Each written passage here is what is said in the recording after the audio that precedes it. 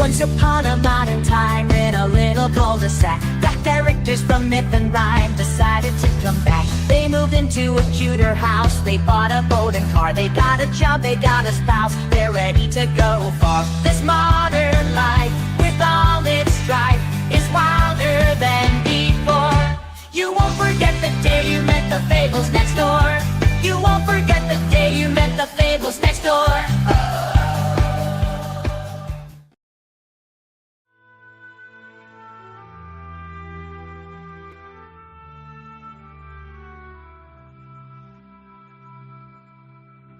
In the darkness of the night, a father's heart breaks without a fight.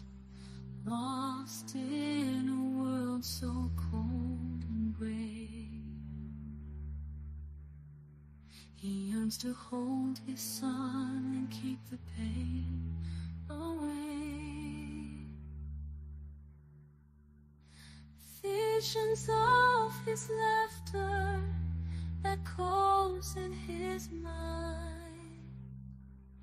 memories of his presence so hard to leave behind. In the silence of the room, he weeps all alone, longing for the warmth of his child forever gone.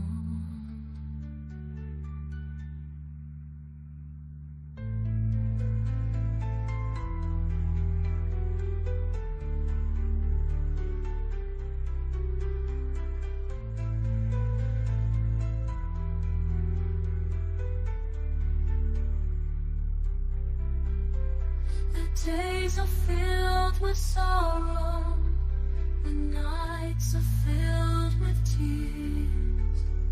The father's heart is broken, consumed by deepened fears. He searches for the answers, but finds only empty space, the pain.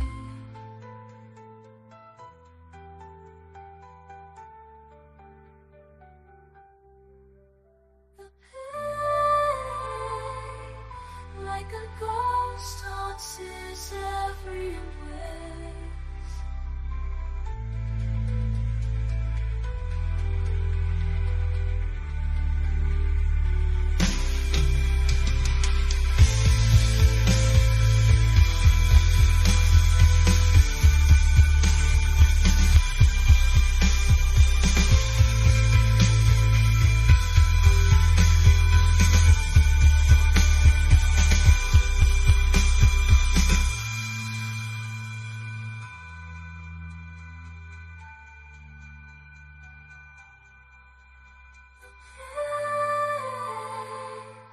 Like a ghost haunts his every embrace. And boy, I wish I'd made some video to go with that music, but I did not. I did not have the time. Welcome, everybody. I am RJ Carter, Senior Managing Editor here at criticalblast.com. And we have with us tonight the creators of it's a phenomenon. Everyone knows about the Embrace. We have Michael Oden and Dean James. And guys, unmute your mics and talk to us.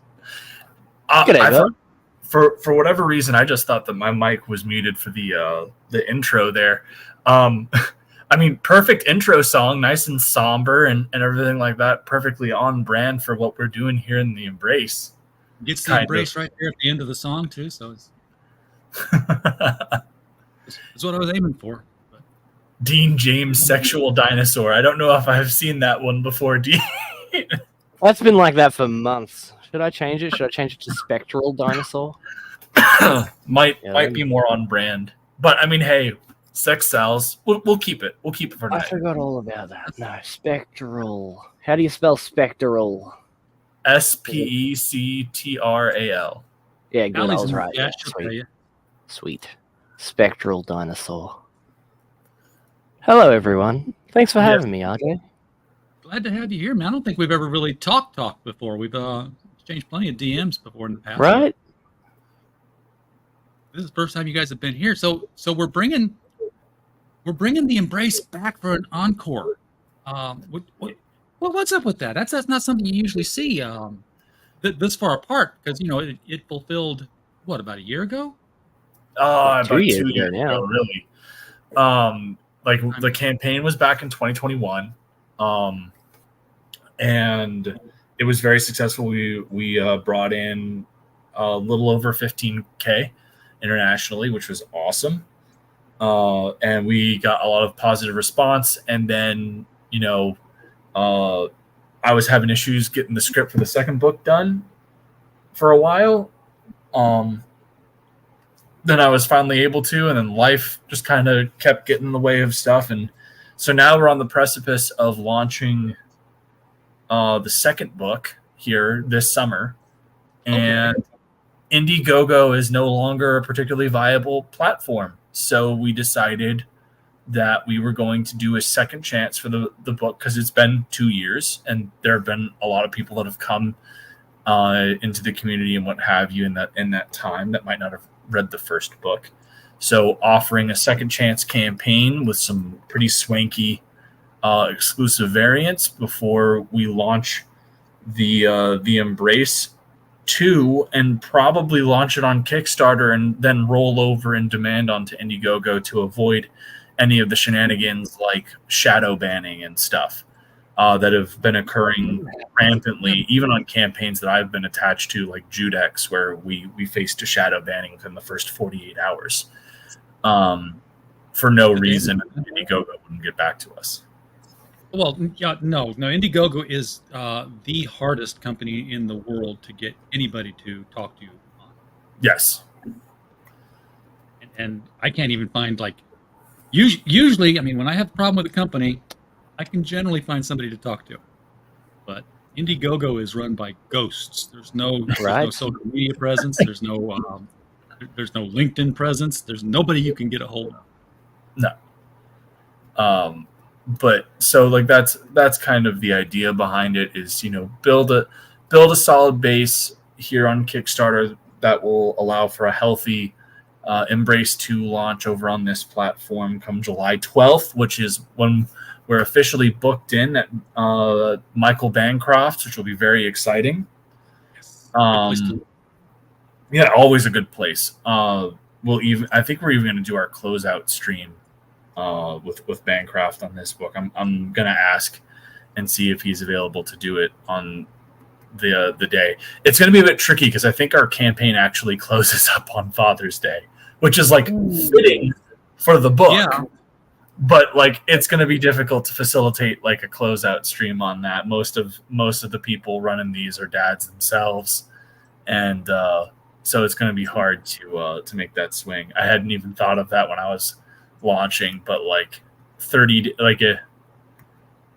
if it's a straight up month, that would put the 30-day mark at the 16th, which a little awkward.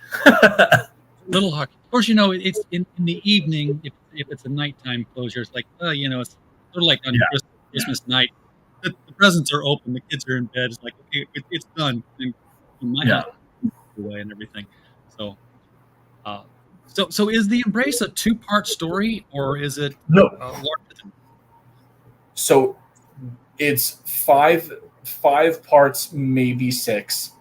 But like the way that we did the first book, and I think Dean can attest this, like the whole idea is we wanted to make sure that we delivered a story that could stand on its own if, God forbid, the book didn't take off, right? Right. Well, it did. And it did take off, so we were fortunate in that. But the goal was always to tell, this 5, now potentially 6 issue story to really give us the runway to put Clarence and David through their necessary journeys to come full circle by the end. And I should say that's specifically for Clarence and David. There's been a lot of exciting discussion on how the embrace can be expanded upon as a concept outside of that. Like Dean has this fantastic story that he worked out with Lee Byron Carver, Kimasabi from Company Men, called Hoyo, that will hopefully be a part of the Embrace 2 campaign. We got a little bit of a snag with the artists that we were working with on that, but we're kind of figuring that out. But yeah. Well, I want to tell everybody the link to this campaign, which we're going to bring up in just a little bit, is right below the video. But if you're watching it on Twitter, Fanta has very kindly put it in the chat, so I went out there and pinned it so that I don't have to type it in. So thank you, Fanta. Appreciate you for doing that. Appreciate you, Fanta. Fanta, always a pleasure. So let me bring the campaign up. Let's see what we are looking at here. Like you said, different covers, because I'm very well acquainted with all the previous covers, and these aren't them. Yes. Well, I mean, there's one of them that's kind of recycled, but like it's literally just we put a trade dress on it, and it's no longer a holofoil. It'll be something else if we hit. So like the stretch goals, which aren't listed on here, I'm going to put them in our first official update here this week. But like our stretch goals are not going to be tchotchke based. They're going to upgrade cover quality. So like our first stretch goal will be this cover on the left here is the cover A of the campaign. And this one will become a spot gloss glow in the dark. So like, there will be set, like my goal is to have all like the hands and everything like that glow in the dark, and like the emblem of the embrace and the eyes, and then David there in the background, all of that to be glow in the dark. Be a lot of glow. Yeah. Yeah. Glow in the dark is the theme for this campaign. We have glow in the dark artwork and everything. Yes. I'm waiting for that because I know that one printer recently showed me that they were able. Okay, you've seen spot foil on covers. Yeah. They're able to do it on the interior pages, they've claimed. I've not seen anyone do it yet. That's pretty cool. Yeah, so when you get glow in the dark interior pages, it'd be fun. Read your book at night. I don't know how you treat each page with light before you went to bed, but it would be interesting. So then you got the book on the right here, where this one's interesting because the hands aren't, they're like out there. They're more octopus, I guess. I definitely see what you're saying, and like that, like one of the coolest parts about this character is seeing how other people draw him.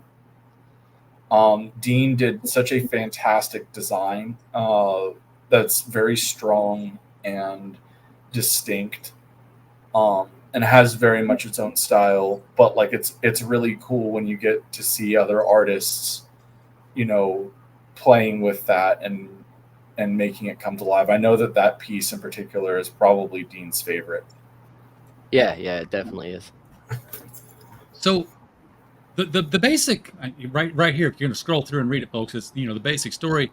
Clarence is the father, and his son is killed tragically by bad guys. Yes. And then in his search for vengeance, David's ghost comes back and sort of helps Dad steer towards justice instead of vengeance by becoming a superhero costume. Pretty much. I think that so I wouldn't say that Clarence is on a quest for vengeance at the beginning of this book. I would say that Clarence has given up, and that's why David comes back. Like Clarence, when we meet him at the beginning of the Embrace, he's not, oh, I'm going to go after these guys myself. It's the cops can't do anything about it. What chance do I have?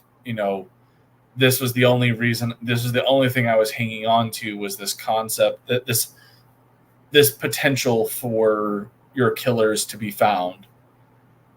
And he's going to give up. Like he's gone, he goes to the place where David was killed and is about to take his own life, and that's when David's ghost shows up and stops Clarence. So like, it's not until we get to see them together as the Embrace that Clarence tries to kind of act on these feelings of rage and try and enact vengeance, that we get David kind of stepping in and being like, hey, no, like that's not what I'm here for, right? At the end of the day, you know, David's there to save his dad from himself and his own grief and give him justice as a form of closure. But justice is not the same as vengeance, and that's one of the big themes of our book. So as the Embrace, what can Clarence do? Do you have a limited set of abilities or potentials, or is it, hey, I'm a ghost, I can do anything? Well, in this first book, it's very limited. Yeah. Like, but there is the idea, we kind of hint at it throughout, and a bit more in issue 2 as well. But there is he has the ability to grow as he moves forward, like with his power levels, you know, like, let's say. You know, like he will learn new abilities and everything as he goes forth. He'll become more imaginative with the way he uses these ghost hands and things like that. Like, essentially ghost powers. But like, you know, how much of that he can actually do at first will be completely different to how much he can do at the very, very end of the story. You know, like he's going to grow exponentially by the end of it. Well, by the end of the story, I would think that he would have, you know, developed his full potential just in time for David to say, "I've done what I came to do. Bye." And that's the source of the powers. So that's the beautiful thing, is that like this story starts off with David saving Clarence, but in order for this narrative to work, it has to come full circle, right? By the end of the story, David is going to be trying to hang on, and Clarence is going to be the one to let go, because that's what has to happen. The Clarence has been saved. Now it's his turn to save his kid, because his kid, it was unfair. Like one of like the big themes of this is, you know, when is it going to be enough for Clarence? When is justice going to be served in the eyes of Clarence and for his kid? Right? At like, where is the line? And so as the story progresses, Clarence is effectively going to be going through these stages of grief, and eventually he will get to acceptance. And the core of acceptance is David's dead. And there is nothing that can change that fact. It's tragic. It's awful, but it's immutable. It cannot be changed. And so it's not like the Spectre, of course, where, you know, he came back and he's always doing the job. He's never it's never gonna be done. Dead man's job's never done. There was a character in the Golden Age where it was twins, and the guy's twin brother died, but, you know, he could touch the birthmark and the twin brother's ghost would basically inhabit him, and he'd be twice as strong. He'd be 2 men in one body. 100%. And I do, and I do want to say that, like, yes, Clarence is going to accept these facts, but it's going to be in the auspice of, this is something I can't change. It's time to move forward and live the life that my son would want me to live, because my son wouldn't want me being miserable and everything like that, and holding on to this pain. And that's really where this story is going.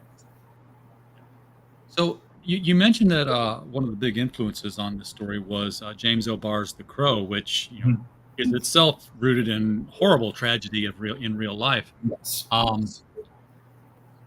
What was your real life anchor, if anything, to inspire the Embrace? So, and similar to O'Bar, there's 2 parts to this story. As you mentioned O'Bar, so we'll start there. So O'Bar's Crow was inspired by, like, the impetus, the thing that gave the story its emotional core was Obar's fiance or wife, I can't remember if they had already been married, but she died in a drunk driving accident. She got killed by a drunk driver.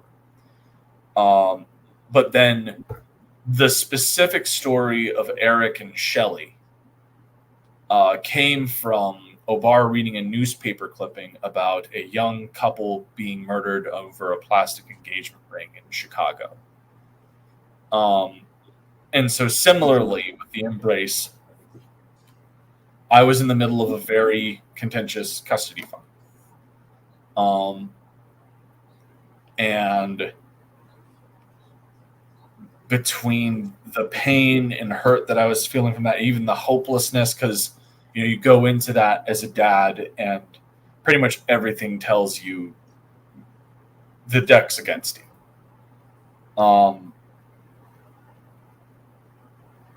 And so I just had all this pent up negative emotion and hurt. And it made me think of something that I had, oh, that's really cool, Fanta. That's badass. Oh man, what I would give to get James O'Barr to read The Crow. That would be awesome. Not the Embrace. The Embrace. Yes. Oh. But point is,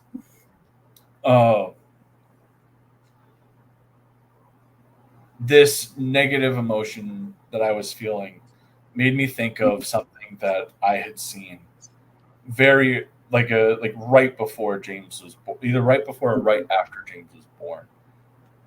I think it was right after, because what had happened was my his mom had come to me after I got off of work and showed me an article about this kid's body that was discovered in this park called Holmes Run River Park. And it was, all evidence pointed to it being gang related. And this kid was like not even 14 years old. And that really, puts things into perspective as a parent, especially when it was like, we looked at this and that park was one that Elizabeth, like his mom and I would walk through all the time when we were living together in our first apartment. Like when I would come home from work, or she'd come home from work, we'd go out for a walk through this park. And it was one we went through all the time. And then they find this dead kid's body there. And it really just kind of shakes you, and it stayed with me. And it came to me when I was thinking about this. And so I had this idea of, the dad losing the son to gang violence and not being able to do much about it.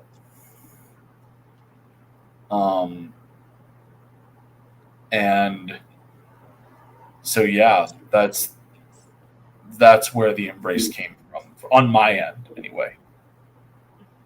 Yeah, it's something like that happening would really drive a father to want to take things into their own hands. I think most fathers would feel that way, but again, it's so endemic in the system that I see where you'd say, people just give up. What hope is there? And that is where Clarence is and all this. Oh, 100%.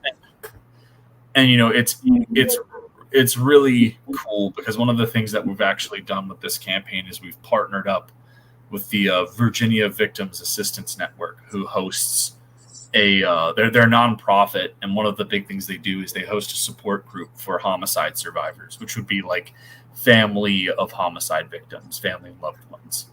Yeah, so tell me how you got that hooked up with them with the Embrace campaign. Well, so I had the idea because, and if you scroll down, there's a cover we got done by Joel Gomez that is a memorial to the Holmes Run River Park murder. And the reason why I decided to do that cover in particular was because last fall in November, the people responsible for the death of that child were convicted of their crime and found guilty. And so I wanted to do something special for that. And I had this idea of, it was actually, I was out with Miranda. She'd come up to visit me for New Year's. And I told her I would take her on an Embrace tour, like all the places in the Embrace, all the places that are like essential to the Embrace, because it's in Alexandria, Virginia, which is a real place, and like I drew a lot from my time living there in the setting. So we were going through the park, and there's this little like bridge on the creek part that very frequently, like when it rains or anything like that, will get flooded with water. And so I had this idea of like the Embrace standing on these stepping stones and looking down on the water, and then the ghostly images of David and Clarence looking back up at him. And so I thought that would be like a very pretty memorial to that. And I got in touch with Joe Gomez, who's a phenomenal artist. Got his start on Witchblade years ago and works predominantly with Coffin Comics at this point and does a lot of good work over there.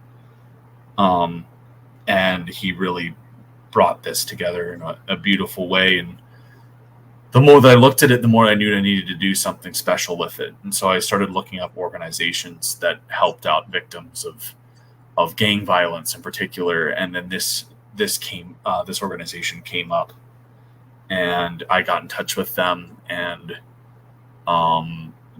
they were more than happy to receive the support from us. And it's a good, it's really rewarding to know that this isn't just a story anymore. This is actually something fighting for good. Yeah. Like it's not just a story on paper that talks about this tragedy. It's actively helping people that have gone through this exact same thing. So this is the cover where if people pick this up, a portion of it, $5 to be specific from each one, or is that every cover? I'm not quite No, it's just the Gomez cover. $5 from the Gomez cover will go towards that, and that is also applicable on the box. We also have the original art of that piece is for sale, and a portion of that will be donated to that organization as well. And then the metal prints, $20 of that will go towards that. So I think so far we've raised around $90 for them, which Nice. is awesome. I should have got my plushie out. It wasn't in my head, because I own one, and they are very, very cool too. By the way, folks, if you haven't seen the plushie, it's a quality piece. It's a sight to behold. One of It the better things be a quality thing. it is. Well, you got one, don't you? Yeah, I know. I've got two. My son has one and I have one. But my point is that they literally, and I talked about this on the Rini launch stream, was like when they gave me the initial quote, they didn't tell me that like they had to go through an extra like screening process to make sure that like they were, child friendly and safe and didn't have like lead paints or anything like that. And that was like an additional $700. And I was like, why the hell wouldn't you tell me about this up front? Yeah. Well, Fanta, there are 16 of them left. Get it. Get the plushie. It's there to be got, and it's Yes. big. It's a big freaking plushie. In fact, just talk. I'll go get it.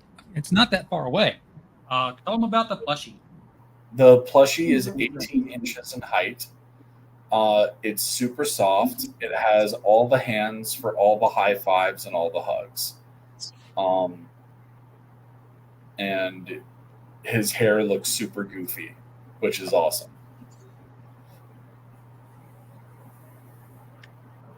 It's the most huggable spirit of vengeance you've ever seen. Yes, accurate. And here, look at this. His head's as big as my head almost. I'm going to get myself the big screen here just for this. So Fanta, you want this, right? Hi, Fanta. How you doing? Yeah, it's yeah. Now. This is interesting. He's got clawed feet. What went into the design elements? Dean, this was your idea, right? What? Oh, so they're not actually claws. So it's hard to tell on that because of how the plushie is made. But if you look at the actual drawings of the embrace, those aren't claws. Those are fingers coming up. It's hands wrapped around the bottom of his feet like soles. Oh, okay. I got you. So on the plushie, they kind of look more like the claw thing. Yes, there's only so much you can do with the plushie. Yeah. Well, it's fun. It's solidly built. This is not a carnival toy. That's the stitching is popping somewhere and the fluff is coming out. This thing's solid all the way around. This is the embrace signal here is embroidered into the body. It's not painted on. Yep. It's not an iron on. It's thread into the body. So, Michael, this is one of the things you do with all your. You're not averse to spending money on getting the quality that you want, whether it's in the tchotchkes or whether it's in the artists that you go after. My backers and fans are willing to spend money on me. I should be investing to make sure that they get the best product that I can possibly muster. Yeah, there's no controlling him when it comes to that. So, Dean, let's get your voice in here a little bit more. When Michael came to you with the story, said, "Hey, here's my idea. I like your art. What could you do with this?" What were your? Because you've made story contributions to the Embrace. What was your collaboration efforts like there? When Oden first came to me, he had like the original idea of the character and everything already sorted out, but he couldn't quite figure out like how to what it would look like, how it would, play out when it was an actual finished character. Like what would he said something like a suit but with like a hand motif, and he's like, I don't even know what that would be. And I just took it and kind of ran with it. I know, I heard about his original concept for the story about how it was going to be a father and son, and the son was a ghost and things like that. And I just, I just went with that from there and gave him, a spooky design. Like I focused on trying to make it scary, but not evil looking. It's otherworldly and not, it would scare criminals, but not children. I was trying to stick with a spooky aesthetic. The best part of that process was asking Dean to do the art for the book and him being completely caught off guard. Well, yeah, no, because you originally approached me and you asked me to design a character, because at that point that was all I had done. Yeah, I'd just done some character designs for a few people, and I think I had done a cover or something for Kemosabe. It was a poster, it was a print for Kemosabe. It wasn't even a cover, and I'd been around in the indie comics scene for a while. And I'd been hanging out and I'd been backing books and things and drawing some fan art, but I'd really only just, opened up the doors and was like, hey guys, I want to be an artist if anyone wants to give me a go. And Oden just he loved that design so much. And after me and him spoke for days about just back and forth about what this character would be and what it would look like and things like that. And then, I guess he liked my input. Yeah, it was great. It was one of those things where you have the kind of lighting of. I remember when he sent me the initial sketch, and I was like, "That's it," but let's make these minor tweaks. Yeah. The first design was basically what you get, except we added gloves, and the original design didn't have a logo yet. Yeah, he also had spikes on the arms, and I was like, "Yeah, let's get rid of those. We can keep the ones on the shin." Or yeah, that was the change. It was give him gloves instead of spikes, and I was like, "Yeah, no problem." Yeah, what was the character's name? I can't remember the character's name, but you were like, do gloves like this. The Max, I think. The Max, yeah, that's it. That's it. Yeah, because we got like the splatter up. I figured it would look really cool, especially when we had like the hands coming out. So for people who are haven't bought this yet, not only are you getting a #1 issue of a series, you're getting the very first comic book artwork appearance of future superstar Dean James. Oh, thank you. But yes, yeah, like this book will always be very special to me because it's the start of my beginning. And like people have seen now, I've worked on a couple of different things. I've done covers for all kinds of people. I've improved just exponentially. It's actually kind of ridiculous. And that's actually one of the big things that we're bringing to this campaign. That does make this a little bit different than the book that people purchased before. So when people initially bought the Embrace One, it came with a gallery of fan art from a fan art contest we did. I hear those are bad to do now. I don't know why. I guess I heard like they're no longer kosher because there's all sorts of things. But like I'm not going to go into that.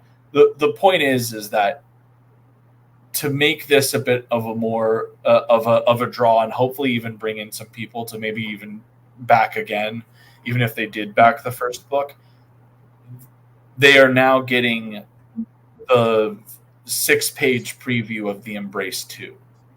Ooh. And so what I really liked about this idea is it really showcases how much the book has evolved between Dean's lines, which have come leaps and bounds from what he was able to do in the first book, to we have a new colorist, Eugene Bedevue, who really just pairs brilliantly with Dean's line work. I think that like it's one of those things where Paul did a decent job on the Embrace One, but like the moment that we saw Eugene's colors, it was like, yeah, this is the artist, this is the colorist that we need. And like, you know, Dean is not afraid to give critique on color work whatsoever, but like literally every single time we get a new page from Eugen,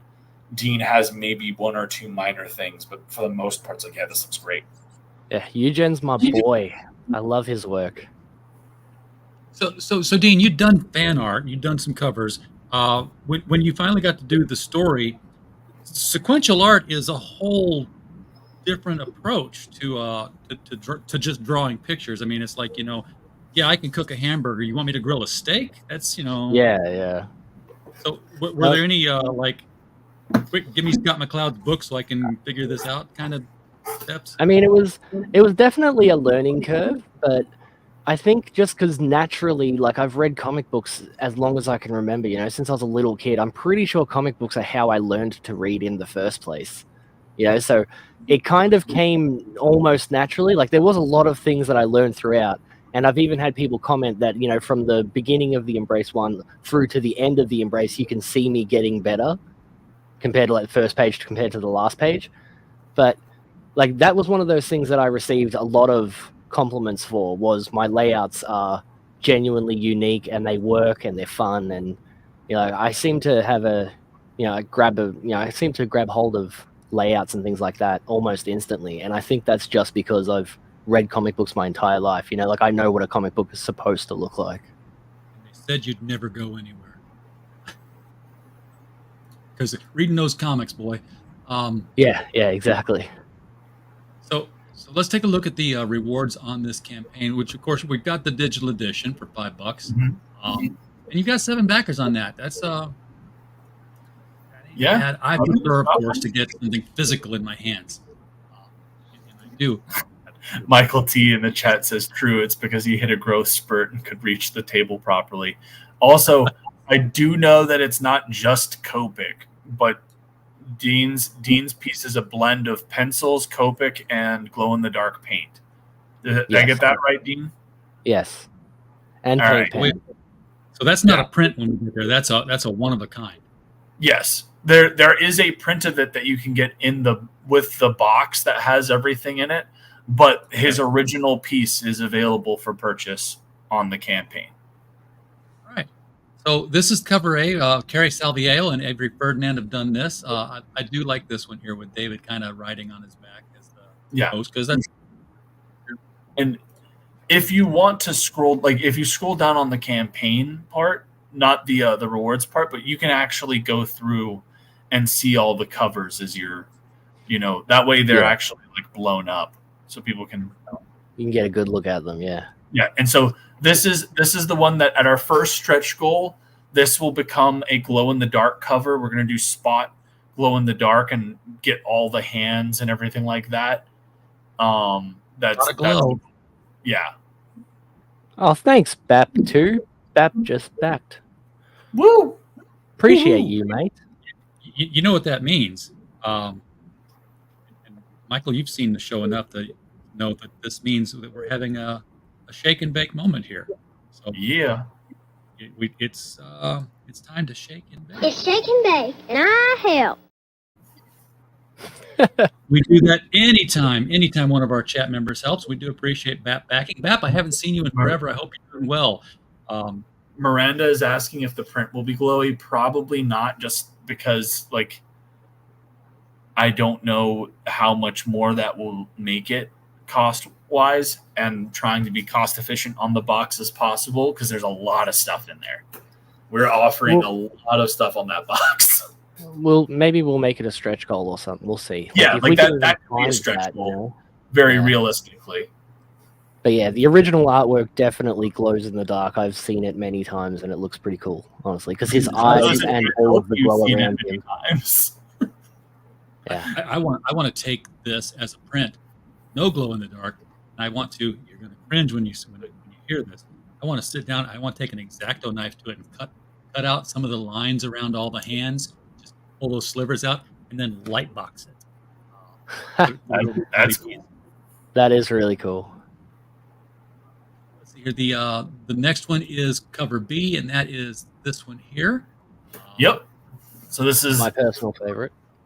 This is the piece done by William Moore Reyes and Avery Ferdinand. Will, I found recently, and is going to be the artist for my Elysian Fields Reborn, which will be like the full, complete creative overhaul of the Elysian Fields series that'll be coming next year. But I was so impressed with his line work that on that I was like, I've got to have him do an Embrace. Like it's too good. Like he is too good not to have him do an Embrace piece. And I'm very fortunate to have both his cover and the original piece on this campaign for sale. So, like, yeah. Which, if nobody buys it, I honestly might. I'm seriously considering. Dude's yeah.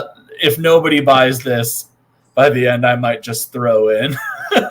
Honestly. No, because I love this piece. This is my favorite Embrace that, because we've had multiple artists at this point draw the Embrace. This one's my favorite version from like someone else, other than me. I think nobody draws the Embrace like me, but this guy, he comes close. Yeah, the only person that would like make you go, that's the definitive the Embrace would be like Capullo or Booth. Yeah, or Mark Silvestri, Rocafort, and Capullo are all on my and Brett Booth are all on my dream artists list. If they can draw the Embrace, they I'll probably wonder why I even have a job. But yeah, they're good. Nice. I think I know what auction you're talking about. You're talking about the Jeremy Ice and Fire one where I put in a Barton cover. Oh, cool. That's awesome. That's one of the Barton cover was the collector's edition of the first one, wasn't it? Yes, it was. Yeah, nice. Congratulations. I remember this picture as a print. And yes, there was the initial idea with this was it was supposed to be a print, but everyone loved it so much that Dean and I were like, yeah, that's going to be a cover. And that is by Jim O'Reilly and Signature. Fantastic piece. This is the only one that is a recycled cover, but we threw on the trade dress on there. This is also probably the only cover that's not going to get some form of upgrade, because I don't want people to feel like they kind of got, hemmed over from the first book. So this is the original was like a holofoil virgin cover, and it was, this new version is just a standard cover. Yeah. Yeah. Now, if any cover is screaming out for a glow in the dark, here it is. This Von Randall cover with Avery Ferdinand's colors. Yeah. So I'm trying to figure out what I want to do with this one in particular, because this has got to be something special when we do it. For its stretch goal. This piece is beautiful. It's an homage to James O'Barr's The Crow. And between Vaughn's lines and Avery's colors, it's just tremendous. Avery's a personal favorite colorist of mine. I've worked with him on a lot of things. Really good dude. And they and Vaughn, Vaughn literally works for Todd McFarlane now and just signed a contract with Marvel too. So I freaking. You're losing all your artists. You better get a contract on Dune. It's the best problem to have, and they're so appreciative. Like the beautiful thing about that is, I'll hit up Vaughn now, and he'll be like, "Yeah, absolutely, I can do a cover for you. I'll work you into my schedule." And he's also he considers me a friend, and I was a person that helped him get his foot in the door in this industry, and that that comes with its advantages, and it's an awesome thing. Jason Bascom had an auction. He had duplicates. Oh, he probably had gotten the box and was giving out variant covers. Yeah, Jason's one of our biggest fans. He's always just in the tent. I got him to back this for the O'Barr cover. He saw that. It's like, you son of a bitch. Literally during our live stream, he saw this, like, you son of a bitch. You're going to get me to back this again for that O'Barr cover. Damn it. Why not? They're like Pokemon. You got to have them all. Yeah, exactly. We talked about this one. This is the only one that's not $15. This is the $20 one, because $5 is going to go to the Holmes River, the Homicide Survivor Support Group. Yes. So this is the Virginia. This is raising money for the Virginia Victim Assistance Network, and the money will be put towards their Homicide Survivor Support Group. And this is going to be something that I am going to endeavor to do on all of our Embrace campaigns from here on out. Is at least one cover we'll be doing. We'll have funds. We'll be raising a little bit of cash on the side to go towards them. It's something that I think that the Embrace is great for. Is the power of his story is something that I think can help people. And if I can make sure that we do that with every book, I'm going to. You've got the T-shirt, and I'm looking at the image. So this is be double-sided, correct? Yes. So the front of the shirt has the Embrace logo, and then you also have the Nine Realms logo on the sleeve, and on the back you have the Embrace drawn by Dan Dahl and colored by Paul Billick. Okay. Yeah, that's a lot of work on a T-shirt to get, especially getting it on the sleeve as a third image. So, hence why it's a $40 shirt, folks. Yes, it is. But it is quality. Yeah, you get a little bit of a discount. I have it here, right? Yeah. You get a little bit of a discount if you get it in the box. So you want to get the box, which is this right here, the collector box. Now yes. the plushie. We got to skip past the plushie. Well, you know what? We're going to skip the box because the plushie's right here next. Plushie's $50. Again, yes. You've seen the plushie. It's worth the $50. Huggable, lovable, squeezable, squishable, and keeps its shape. Yep. There are 17 of those left. Just saying, Fanta, if you want it. Now, this is the original art from Will Reyes. Is that what we've lost the plot here, where the one side of the screen no longer is in the same order as the other side of the screen. So we have to jump around. Yeah, it's because it goes based off of price. Yeah. So, exactly. Like, so that's the Joel Gomez original art, which is all the way down to the bottom. What you have on the screen there is the Joel Gomez signed and numbered metal print. And I'm actually going to have the sample of that here soon. Our friend Phoenix Animation has the white metal sheets coming in here tomorrow, and then he's going to get one printed and send me some pictures, and then we're going to link up Thursday to get for me to get it, and then we'll probably have some drinks, but like it's going to be absolutely beautiful. That's 12 by 18 is huge, and to be made out of metal, that's gonna have some heft to it. Yeah, you're gonna want to put a couple of picture hangers on the back of that thing. Yeah. Keep it on the wall. So for 150 you get the metal, and then you want the actual.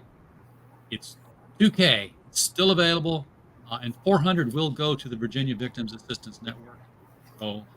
Yep. This one is get this if you are a original art collector, get this while you can. There are actively people who are setting money aside right now. I've gotten like 6 inboxes about it, and I was like, well, you're in a war because there are other people trying to go for it. It's a race at this point. As soon as somebody hits 2K, they're jumping in and claiming it. So, but like this is obviously the most expensive one, and it's understandable why. It's not just pencils and lines. It's like it's a full on watercolor piece, and it's gorgeous. Yeah. I actually have it here. But it's beautiful. Jump back up so since we skipped over, well, actually, we talked about Dean's art piece, but let's pull that up real quick. That would be this one right here. Look at how gorgeous that thing is. Yeah. Like if somebody doesn't nab this is one of those things where I might have to talk to Dean about getting it. Like it's beautiful. Yeah, it looks even better in person because a lot of the yellows and the greens in it, for some reason, are like dulled down in the image itself. But in real life, like it's a lot brighter. It's the glow in the dark paints that do it. Honestly, to get a picture of glow in the dark paints is really difficult, apparently. And yeah, like all of the yellow and the green that you can see in here is a lot more vibrant in real life. It's beautiful. Like I love this piece. Like I had it sitting on my shelf for ages until I had to move it. Yeah, we have to translate A4 for the American audiences here, but A4 is half the size of an 11 by 17. Yeah, so it's 11 by. It's a pretty sizable piece. Like and frankly, 400 is an undersell for how pretty this is. Like you're getting a fucking steal. And it's signed obviously because it's a one of a kind. Yeah, 100% original artwork. You're not gonna make prints of this, are you? I mean, no, we have mini prints of it in our mini print gallery in the box, which you skipped over because you're mean. Well, I know the box is here. Okay, so let's get to where the box is discussed. There we go. All right, so 160 for this box. Yes, in the collector's box, you get every single cover of the book. You get a mini print gallery, which include all of the covers, and then we have the ones that are we have the stuff that's there. We've got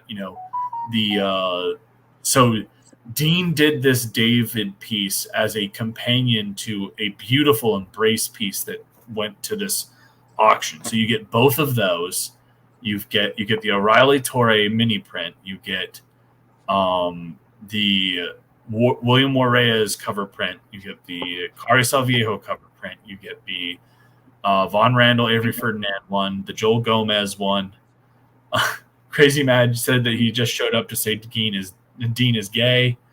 Go buy the glow in the dark piece, Crazy Mad. You can't call me gay and not buy something. Well, I mean, he technically he's already bought 2 things on this campaign.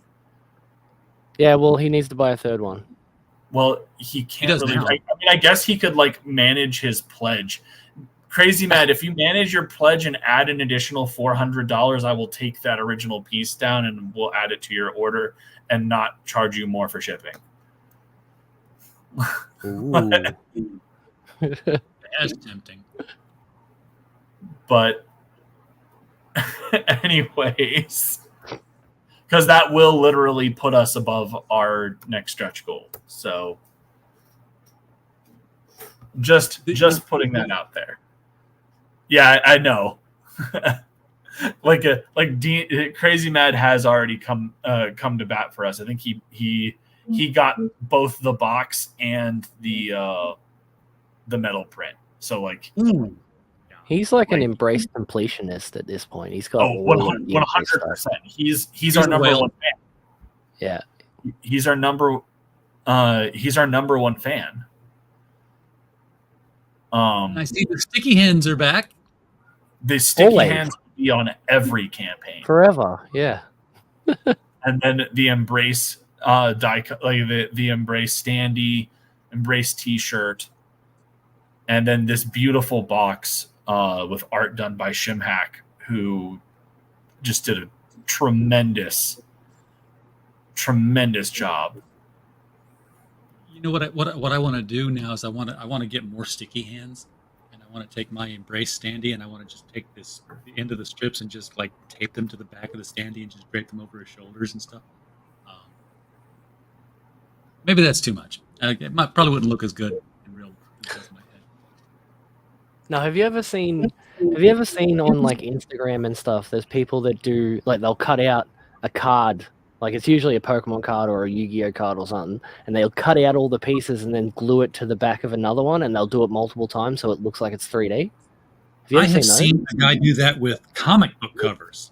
Yeah, that's what I was about to say. I'm like, someone needs to do that with a comic book. Oh, it yeah, would be awesome. He had a printer that he would scan the covers in. At one time, he was actually doing it with actual covers. I was like, oh wow, dude, it was horrifying. But yeah, he puts them in like a glass fronted shadow box, and you're just looking at it from all angles because he's angling the. It's not just going straight forward. He would like angle them sometimes so you get some real perspective on the images. It never happened to him, but he was expensive. Yeah. What he did. He used to follow him on Facebook, and then he just disappeared. One of these days, you will have an embraced statue. I keep seeing standee and trying to read statue, and I'm like, no. It's Well, we actually have the 3D printing design of an action figure. So one day we will have both of those things. Statues are definitely more manageable to do. Like they're still super expensive, but you could do like a 1/10 scale statue. And if you have a buddy that's got a decent 3D printer and the ability to paint, you could do that pretty successfully. The toy makes me sad too, Crazy Mad. Don't worry, man. But like, at the end of the day, we didn't want to sell anybody some like cheap Chinese knockoff that will just break in the mail or break when you first touch it. You know?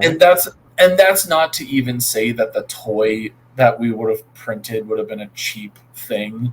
There was a lot of labor put into it, but at the end of the day, 3D printing the action figures with all the adjustable joints and everything is just not tenable because the wear and tear on the inside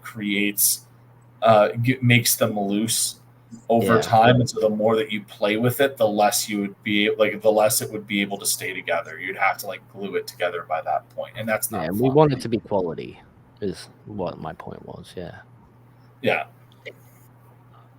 Here, I'm trying to get through these because I see Dean's sharing a screen here, and I want to see what he's sharing because I can. Oh yeah, I was just going to show you because we were talking about Eugen doing my colors and everything, and how much I've improved since book 1. And I've got a couple of pages here to show you. Like this is page 2 and 3. Hold on, let me go back to the thing. This is page 2 and 3 of the Embrace 2, and this is page 4, all colored by Eugen. With my new line work. So just take that in, guys. That is Feel it, awesome. enjoy the nonsense that is this double page spread. This is the most non-traditional panel setup I've ever seen, and I love it. Yeah, it's great.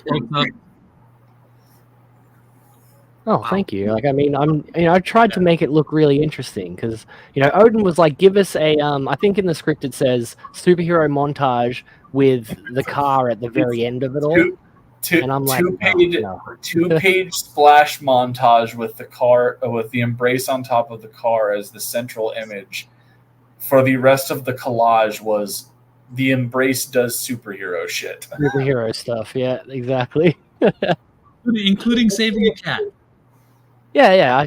Like classic superhero saving a cat. We've got Spider-Man 2 references. We've got him knocking out a thug. We've got him doing his like embrace stare thing. Will from Creators Outlet is asking which embrace is this.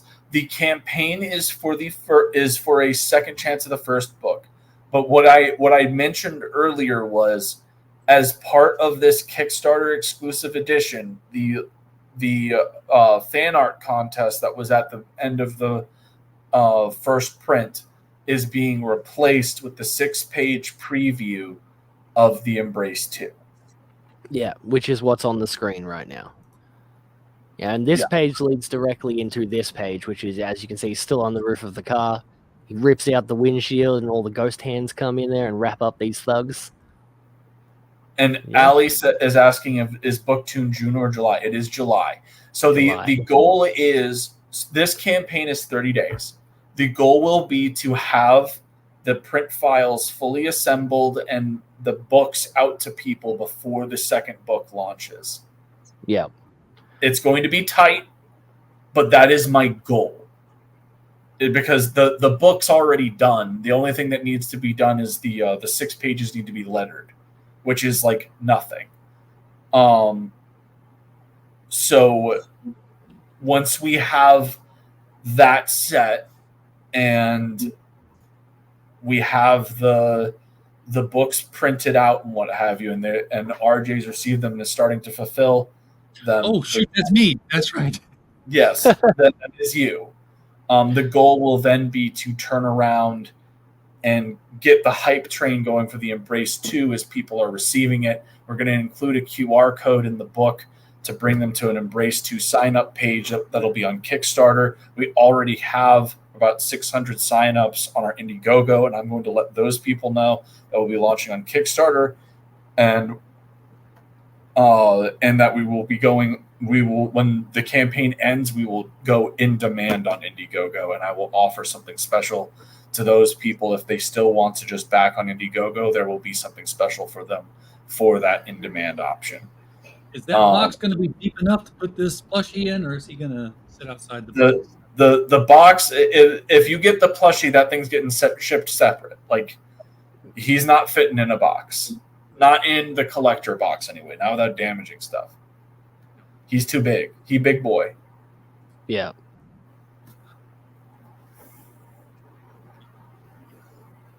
I just thinking of him popping out of the box. I'm like, yeah, an Embrace Jack in the box. That would be great. Just like pop out with arms all over the place, just waggling all over. That's something nobody's done. Yeah,